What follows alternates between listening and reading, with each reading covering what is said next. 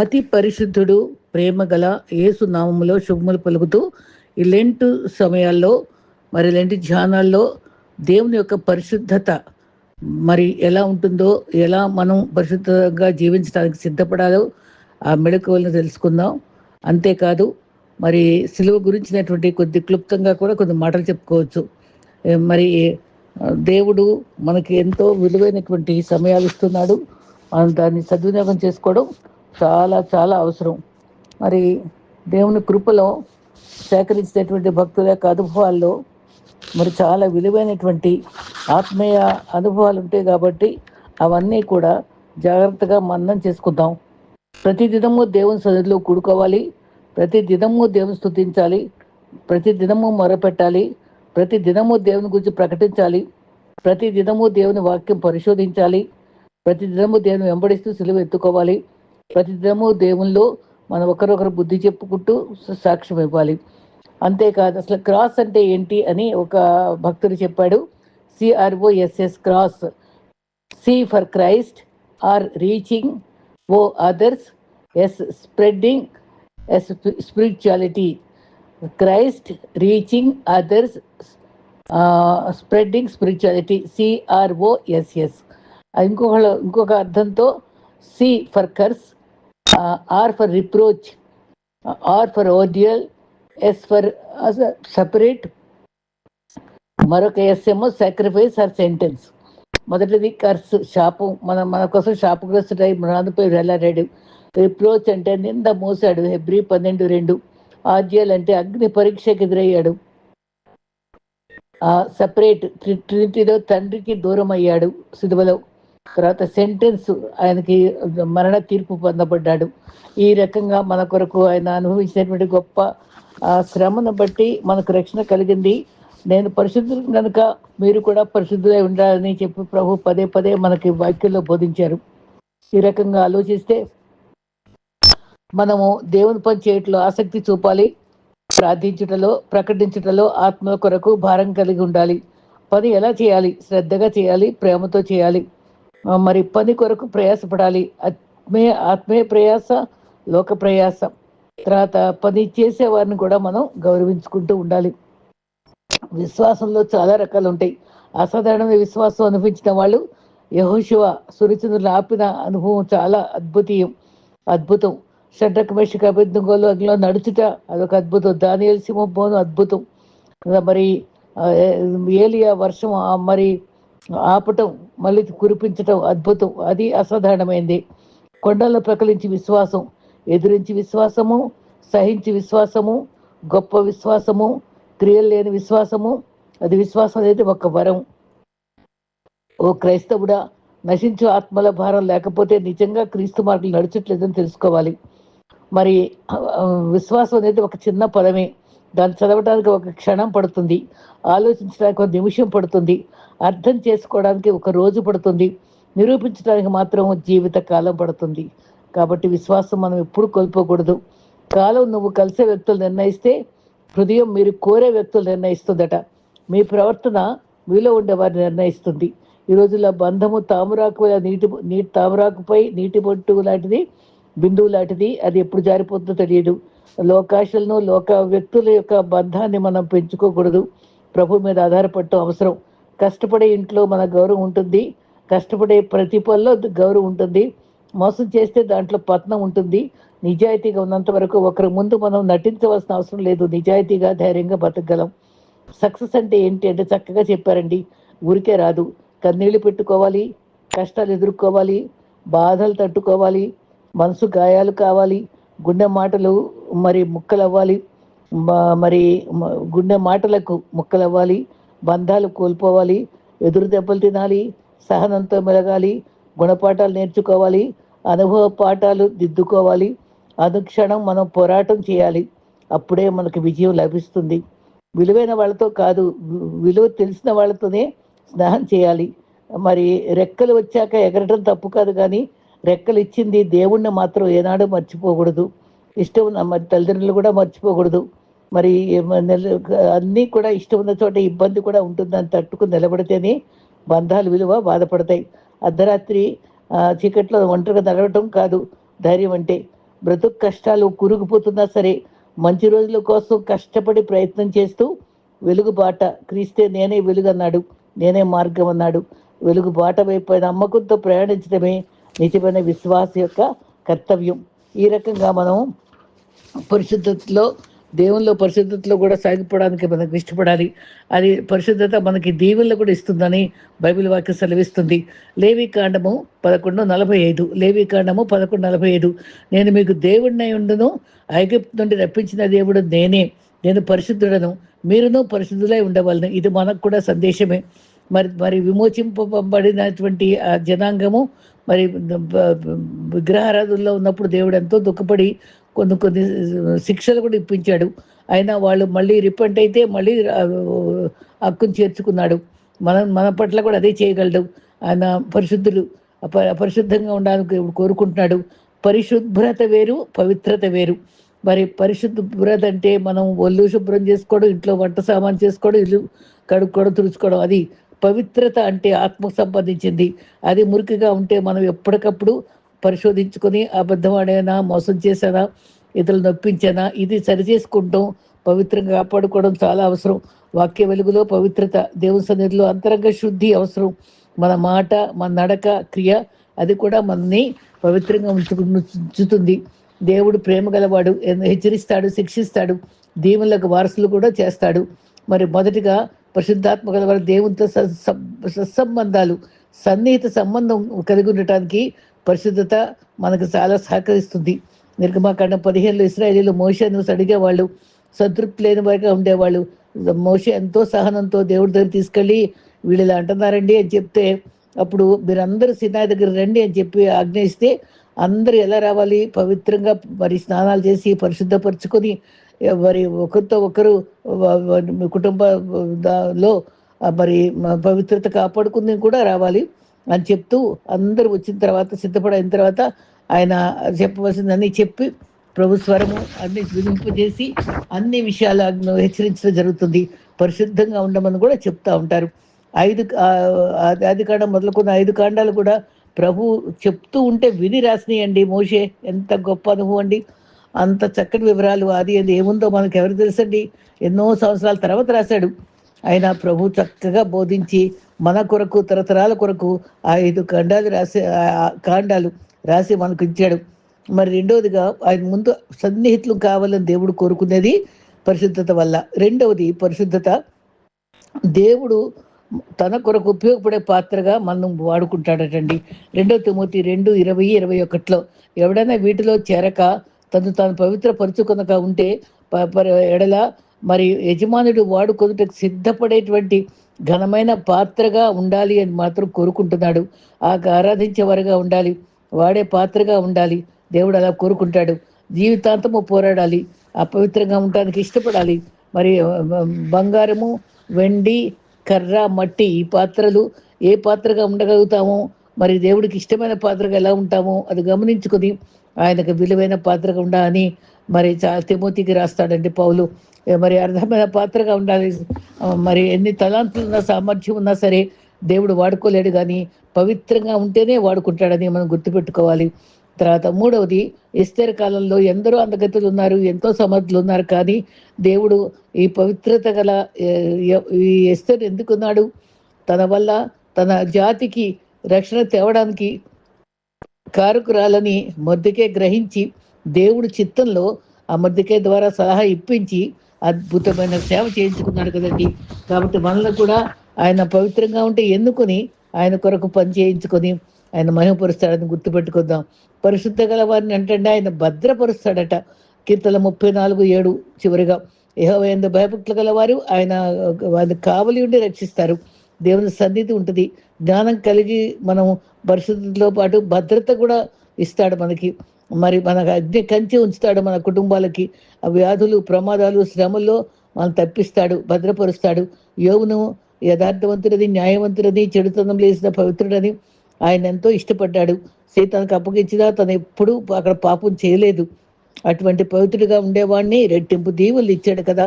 అలాగే పవిత్రంగా ఉంటే ఎన్నో దీవెనలు ఇస్తాడని శోధనలు తప్పించుకుని దేవుడు తోడుతో సహించుకుంటే మనకు దేవుడు భద్రత ఇస్తాడు. విశ్వాసికి గొప్ప దీవెనది. ఈ 3 దీవెనలు మారుమనసుతో మంచి ప్రవర్తనతో పవిత్ర పవిత్రతతో జీవిస్తే అధిక దీవెనలు మనకొస్తాయి. కాబట్టి మనం లెంట్ సమయంలో పరిశుద్ధపరుచుకొని మరి పవిత్రపరుచుకొని దేవుని వైపు చూద్దాం. దేవుడు మనల్ని ప్రత్యేకించి మరి వాడుకునే పాత్రగా ఉండేటట్టుగా మనల్ని దేవుడు దీవించాలని కోరుకుందాం. అయితే మరి టైము, ట్రస్ట్, టాక్, టచ్ ఈ 4 కూడా మంచి యాటిట్యూడ్ ఇస్తేటండి. సమయము, ట్రస్ట్ అంటే నమ్మిక, టాక్ మన మాట, టచ్ స్పర్శ ఇవన్నీ కూడా మనకి మరి మంచి ప్రేమను ఇతరులు కనపరచడానికి మరి మనం జయ జీవితం జీవించడానికి ఉపయోగపడతాయి 4 టీలు. అయితే మనం మంచి స్నేహితులుగా మారాలి. మరి ఈ రకంగా మరి ఇటీవల మరణించినటువంటి పగడాల జీవితం చూస్తే మంచి క్రైస్తవుడిగా ఎంతో మందికి స్ఫూర్తిగా ఇస్తూ పేదలను మరి తోటి వారిని ప్రేమించటం, మరి సువార్త ధైర్యంగా ప్రకటించటం, మనం అందరం కూడా ఆయన మరణాన్ని బాధపడుతున్నా ఆయన స్ఫూర్తిని తీసుకొని మంచి క్రైస్తవులుగా క్రైస్తవులుగా ఆయన చేయగలిగాడు. ఈ తరంలో మనం కూడా చేయడానికి స్ఫూర్తి పొందాలని నాకు తలపు. అయితే పరిశుద్ధాత్మ మనకి ఇచ్చారు.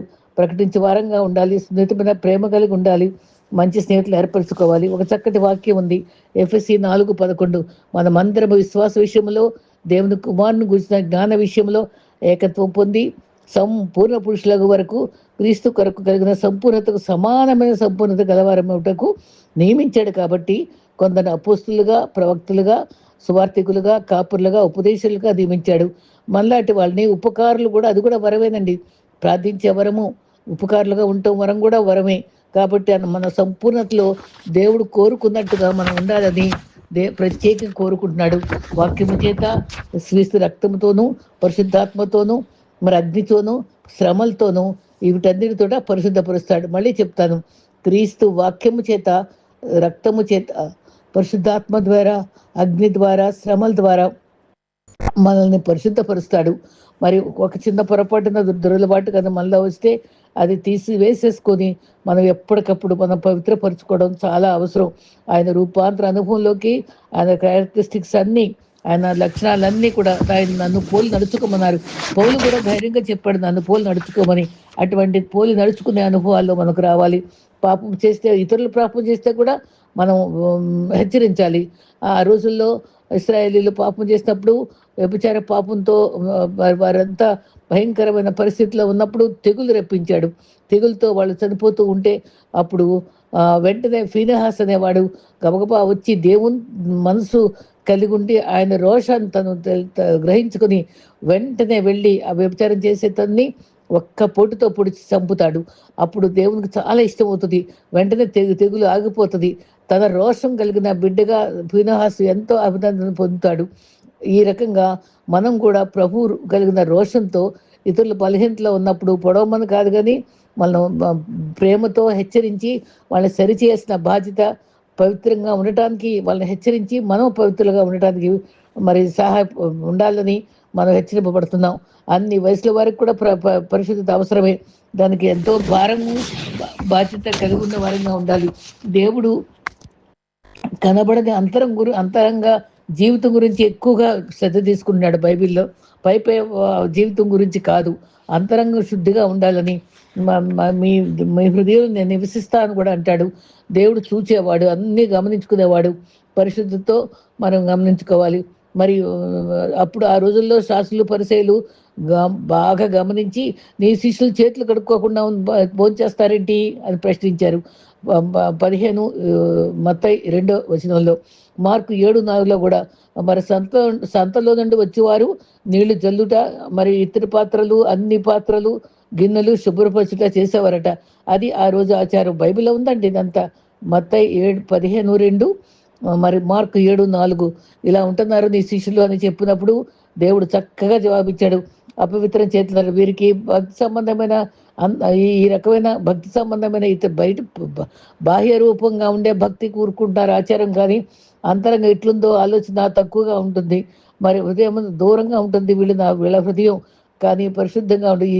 ఇది కాదు, మీ హృదయం అంతా కూడా అదేంటి అపవిత్రత ఉంటుంది అని మరి నిజంగానే దావీదు ప్రార్థనలో ఎంత బాగా చెప్తాడు. 51 కీర్తనలు 7లో నేను పవిత్రుడు అగినట్లు హిస్సోపుతో కడుగంటాడు. మళ్ళీ నా హృదయాన్ని కడుగు అంటాడు. విరిగిన హృదయం ఇష్టం కదా. అంతరంగంలో దేవుడు పవిత్రత కోరేవాడని దావీదు గ్రహించాడు. విరిగిన మనసే దేవునికి ఇష్టమైన బళ్ళు. అలక్ష్యం చేయడైనా తెల్ల వస్త్రాలు బయటకు వేసుకొని భక్తి కనబడితే చాలదు, బైబిల్ పట్టుకుంటే చాలదు. అందుకనే మత్తయి 23:25లో అయ్యో వేషధారులైన శాస్త్రులారా పరిశీలారా, మీరు గిన్నెయు పళ్ళాలు వెలుపల శుద్ధి చేస్తారు, లోపల అజితేంద్రియముతో మట్టితో అపవిత్రతతో లోపల భయంకరమైన పాపంతో ఉంది, అది శుద్ధి చేసుకోండి. మీరు సున్నం కొట్టిన సమాధులుగా ఉన్నారని 23:27 మత్తయిలో ఉంది అన్నారు. సున్నం కొట్టిన సమాధి, లోపలము కుళ్ళు, బయట సున్నం కొట్టిన సమాధిగా ఉన్నారు మీరు అని సూటిగా చెప్పాడు. మరి బయట వెలుపుల శృంగారం కనబడినా లోపల శుద్ధి లేకపోతే వ్యర్థము. లోపల పవిత్ర దేవుడు చూస్తాడు. క్రోధము, కక్ష, కుళ్ళు, పగ, అసూ ఇవన్నీ కూడా ఉంచుకుని ప్రేమగా మాట్లాడితే చాలదు, పవిత్రత కావాలి. దేవుడి పరిశుద్ధత కోరుకుంటున్నాడు. 1 పేతురు 1:14-16 చాలా విలువైన మాట. నేను పరిశుద్ధుడు కనుక మీరు పరిశుద్ధులై ఉండుడి, ఇది ముఖ్యమైన ఆజ్ఞ. భక్తి లోపల ఉండాలి, మనకి పైకి భక్తి కాదు. దేవుడు అంతరంగంలో పరిశుద్ధత కోరుకున్నాడు. శుభ్రత, పరిశుద్ధత అనే భ్రమలో ఉన్నాం మనం. ఆత్మలో పవిత్రత కావాలి. మరి క్రీస్తులో పాపం లేనివాడైన క్రీస్తు మరి పాపరహితుడు. అయితే అంతరంగంలో క్రీస్తు పాపం ఏమాత్రము లేదు, క్రీస్తులో ఏ దోషము లేదు. పాపలో చేరని వాడు ప్రత్యేకించుకున్నవాడు. పరిశుద్ధతలో ఆయన పరిశుద్ధత, మనం కూడా పరిశుద్ధులుగా ఉండాలని ఆయన కోరుకుంటున్నాడు.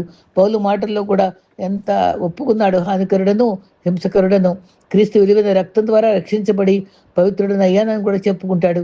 ఆ పరిశుద్ధ మనల్ని కూడా నన్ను పోలు నడుచుకోమని కూడా మన పరిశుద్ధ కోరుకుని బతకాలని కూడా మనకి హెచ్చరిస్తూనే ఉన్నాడు. అపోస్తలుల 2:38లో మీరు మారుమనసు పొంది పాప క్షమాపణ వల్ల బాప్టిజం పొంది పవిత్ర జీవితం జీవించాలని పేతురు పెద్ద ప్రసంగంలో 3,000 మంది మార్చినప్పుడు చెప్పాడు. సమూయేలు కూడా మనుషులు పై రూపం లక్ష్య పెడతారు కానీ దేవుడు హృదయాన్ని లక్ష్య పెడతాడని అందరిని వద్దని దావీదుని పిలిచి గొర్రెల కాపరిని రాజుగా అభిషేకించడం చూస్తాం. శుద్ధ హృదయం నాకు కావాలని దావీదు కోరేవాడు. శుద్ధ హృదయం అనే పాట కూడా ఎంతో మంచి పాట. పరిశుద్ధత కాపాడుకోవాలి. మన రక్షణకే ఎప్పుడు స్తుతించి మన రక్షణను స్థిరపరుచుకుని కాపాడుకుంటూనే ఉండాలి.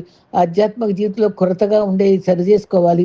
రోజు ప్రార్థించి వాక్యం చదివి మరి ఆసక్తి గల భక్తులతో కలిసి సంప్రదించుకోవడం చేయాలి. కొలసి 3లో చక్కగా చెప్పారు. ఎఫ్రాన్ పంపించి అసలు పేవులు చూడలా, ఆ కొలసి ప్రాంతానికి ఎఫ్రాన్ పంపించి దర్శించలేదు. సకల అధికారము ప్రభుకే ఉంది, మనకి దేవునికి మధ్యవర్తి క్రీస్తున్నాడు. మీరు క్రీస్తుతో కూడా లేపబడిన వారైతే పై వాటినే వెతకండి. ఇది చాలా ముఖ్యమైన ఆజ్ఞ. భూ సంబంధమైన వాటి మీద మనసు పెట్టద్దు. మీరు జీవం ఎక్కడుంది? క్రీస్తుతో కూడా దాచబడి ఉన్నది. క్రీస్తు మృతి పొంది మళ్ళీ లేపబడ్డాడు. మరి మరి మన ఫ్యామిలీకి ఇవన్నీ భూ సంబంధమైన విషయాలు, నా పిల్లలకి ఇది కావాలి, ఈ పెళ్ళిళ్ళు కావాలి, ఈ డబ్బులు కావాలి, ఈ లోన్ కావాలి, ఇవన్నీ అడగటం కాదు. ఆయన దేవునికి ఏది ఇష్టమో అది అడగాలి. ఆయన చిత్తానుసారంగా అడిగి మనము మరి మరి అందుకనే మరి అన్న ఎంత చక్కటి ప్రార్థన చేసింది. సేవకు అవసరం. అక్కడ ఏలి బిడ్డలు భయంకరంగా ప్రవర్తిస్తున్నారు. అక్కడ దేవాలయంలో పవిత్ర వ్యక్తులు కావాలి. నా బిడ్డను అటువంటి మంచి ప్రవక్తగా చూడాలి అని ఆశపడి నాకు మగబిడ్డనే కావాలి, దాన్ని నీకే ఇస్తాను ప్రభు అని అడుక్కున్నప్పుడు వెంటనే ఇచ్చేసాడు దేవుడు. కాబట్టి అలా ఇష్టానుసారంగా మనము దేవుని కోరిక ప్రకారంగా అడగటం నేర్చుకుందాం. మహిమ ఆయన చూడాలని మనకుందా? మోషే అడిగాడు ఆయన మహిమ చూడాలని. మరి పౌలు వంటి భక్తి అనుసరించాలి. ఆయన ఎంతో మధ్యాకాశంలో అన్నీ చూడగలిగాడు, ఎంతో చక్కని దర్శనాలు పొందాడు.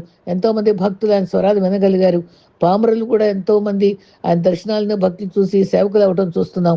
మనం కూడా ప్రభువులో స్థిరపడి విశ్వాస జీవితంలో పవిత్రులై ఆయన మీద ఆధారపడినప్పుడు ఆయన తప్పకుండా మనకు సంప్రదిస్తాడు.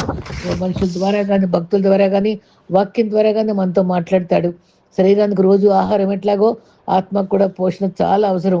శరీరంలోకి ఆత్మకు కూడా కల్మషం లేకుండా మనం చూసుకుందాం. పవిత్రత కావాలి మనకు. పవిత్రత గురించి ఎంతో మంది భక్తులు ఎన్నో వాక్యాలు చెప్పారండి. సైతాను పనేంటి? పరిశుద్ధత ఉంటే మనం తప్పించడమే. ఎక్కడ పవిత్రత ఉంటే అక్కడ మనల్ని దూరపరుస్తానికి ఎన్నో శోధనలు కలిగిస్తుంది. మనం ఆ దేవుడు ఇందాక చెప్పుకున్నాం, పరిశుద్ధుడు కనుక మనం పరిశుద్ధంగా ఉండాలి. మనం పరిశుద్ధంగా ఉంటేనే ఆయన బిడ్డలం అవుతాం.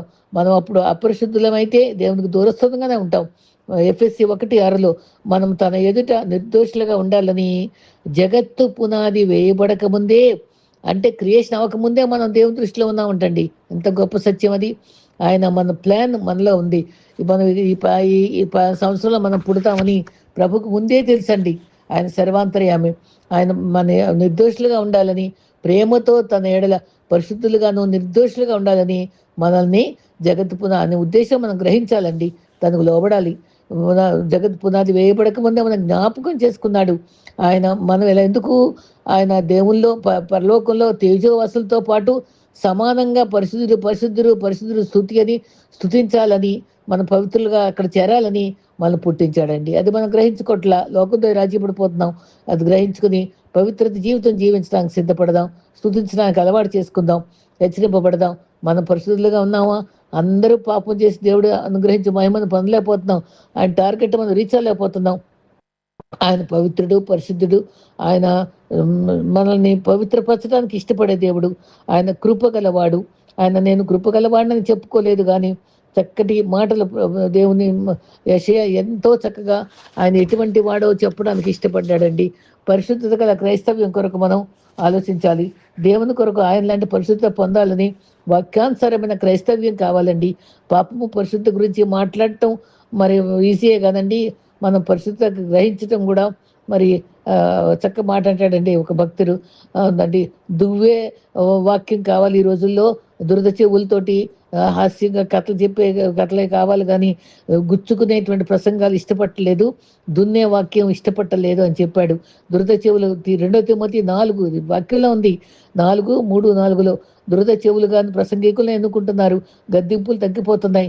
వాక్యం ఉన్నట్టుగా బుధించేవారు తగ్గిపోతున్నారు. క్రీస్తు తత్వాన్ని స్వతంత్రించుకోవాలి. భక్తి సంఘానికి ఎంతవరకు అని గమనించుకొని మరి ప్రభు వల్ల జీవించి పరిశుద్ధతను కోరుకునే వాళ్ళుగా 1 కొరింథీ 1 ఇందాక చెప్పుకున్నాం. ఎవరు సరిగ్గా తెలుసుకోగలిగి ఆయన తెలుసుకుని పరిశుద్ధతను గ్రహించగలిగితే మనం కూడా పరిశుద్ధిగా ఉంటాం. అంత కష్టం కాదు. మనం ఈజీగా మనం ఆయన అనుసరించగలం. దేవుడు మార్పు లేనివాడు. ఆయన క్యారెక్టర్ గుణశీలాలు మనలో ఉండాలని కోరుకుంటున్నాడు. మన వ్యక్తిత్వం మార్చుకోవాలి. సంఘ సభ్యులైతే స్పర్శ అన్నారట, చర్చిలో ఒక్కళ్ళు కూడా పర్ఫెక్ట్గా ఉండేవాళ్ళు లేరు, అందరూ బలహీనలే. కానీ ఆయన రక్తం ద్వారా కడగబడినప్పుడు పవిత్రులుగా మార్చబడతామని గుర్తుంచుకోవాలి. పవిత్రత భక్తికి మూలం. అది ఆయన తత్వంలో పరిశుద్ధి ఉంది. అది కీలకమైంది. ఆయన కృపామయుడు ప్రేమ సాగుడే. కానీ మరి ఎంత చక్కగా చెప్పారండి. యెషయా 48:17లో ఇశ్రాయేలు పరిశుద్ధ దేవుడను నేనే అని పరిచయం చేసుకున్నాడు. కృపామయుడు నేనే అనలా, పరిశుద్ధ దేవుడిని నేనే అన్నాడు. అంతేకాదు 43:15లో యెషయా నేను పరిశుద్ధ దేవుడను ఇశ్రాయేలు రాజును అని కూడా చెప్పుకున్నాడు. ఎంత గొప్ప దేవుడు అనుకున్నాడు. 45:11లో ఇశ్రాయేలు పరిశుద్ధ దేవుడు ఇలాగ సెలవిస్తున్నాడు. మరి యెషయా 54:5లో నీ సృష్టికర్త, నీ భర్త, నీ విమోచకుడు పరిశుద్ధుడు, సర్వలోకమునకు దేవుడు. ఇంత చక్కగా చెప్పాక మనం ఎంత లోబడాలండి. ఆయన పంచకాండాల్లో తను పరిశుద్ధులను పరిచయం చేసుకున్న గొప్ప దేవుడు, విశిష్టమైన వాడు, అద్వితీయుడు. ఇటు దేవుడు మనకు ప్రశస్తమైన దేవుడు. మన నీతి ఆయన ముందు మురికి గుడ్డలాగా ఉంటాయి. ఆయన అంత పరిశుద్ధుడు. మోషే కూడా పరిశుద్ధుడని బయలుపరుచుకున్నాడు. మోషే దగ్గర మరింత స్పష్టంగా బయలుపరుచుకున్నాడు. మరి ఆ కాలంలో ఎన్నో దేవతలు, ఎన్నో సంస్కృతులు ఉన్నాయి. అంత దిగజారిపోయిన వారిని సరిచేసుకోవడానికి మోషేను ఉపయోగించుకున్నాడు. అయితే ఇశ్రాయేలుకి ప్రతిజ్ఞలు ఇచ్చాడంటే అవి ఎంత పరిశుద్ధ స్వభావం నుండి పెళ్ళొప్పుకున్న ఆజ్ఞలవి. మళ్ళీ చెప్తాను, ఈ ఆజ్ఞలన్నీ పరిశుద్ధ స్వభావం నుండి పెళ్ళుపుకి వచ్చిన ఆజ్ఞలు. అవి మనం ఆయన చేతితో రాసింది. మనం అది తప్పకుండా పాటించాలి. మరి ప్రత్యేకతలో జీవించాలి. ఆయన తత్వాన్ని పుణికిపుచ్చుకోవాలి. 1 పేతురులో చెప్పినట్టుగా పరిశుద్ధులను మీరు పరిశుద్ధిలో ఉండమని లోబడాలి. అదొక ప్రత్యేక ఆదేశము, ఆజ్ఞ. అది ఫాలో లేకపోతే పాపం చేసినట్టే. భక్తి తప్పనిసరి విశ్వాసికి, పరిశుద్ధత కూడా తప్పనిసరి. పరిశుద్ధతలో జీవిద్దాం. విశ్వాసికి పోరాటాలు ఉంటాయి. కొన్నిసార్లు వెనకలాగా వారు ఉంటారు, కానీ no turning back, the cross before me, the world behind me, no turning back అని మనం ముందుకు సాగాలి. మరి మన కోరికలు పవిత్రంగా ఉండాలి, మన హృదయం పవిత్రంగా ఉంచుకోవాలి. అట్టి కృప ప్రభు మనకు స్పష్టంగా ఇచ్చుగాక. అట్టి పవిత్రులతో ఎలాంటి సమయంలో మనము సరి చేసుకొని జీవించడానికి ఇష్టపడదాం. ప్రభు కృప మనతో ఉండుగాక. ఆయన మనకు నిండుగా సహాయం